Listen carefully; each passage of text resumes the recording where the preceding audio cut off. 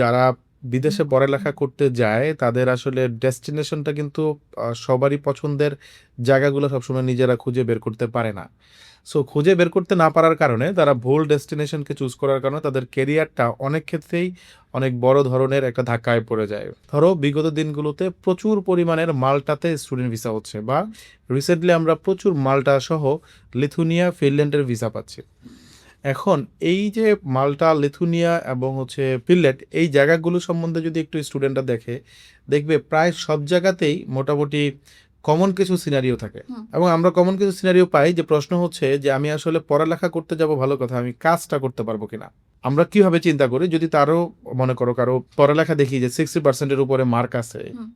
Last education গুলাতে, এর পাশাপাশি তার ইংরেজির প্রফিসিয়েন্সিটা ভালো, বা সে আইএলসে 6.5 বা 5.5 এরকম একটা রেজাল্ট আছে, তো তাদেরকে ফানেলিংটা হয়ে যায় যে একবারে আইএলটিএস নাই, তাইলে কই যাবো আমি।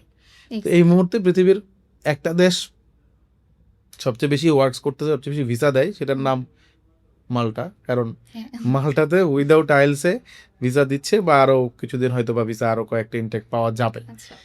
যেহেতু মাল্টা, সবাই তো আসলে মাল্টাতে স্টুডেন্ট ভিসায় পড়ালেখা করতে যাবে না। সো মাল্টাতে যায় যারা কাজের একটু দরকার, কাজ করা দরকার, তারপরে মোটামুটি টিউশন ফিটা একটু কমফোর্টেবল জোনে, এরপরে এইখান থেকে ভালোভাবে শিফট করা যায় অন্য কোনো দেশে, এই জন্য মাল্টাতে অনেক স্টুডেন্টরা চুজ করে।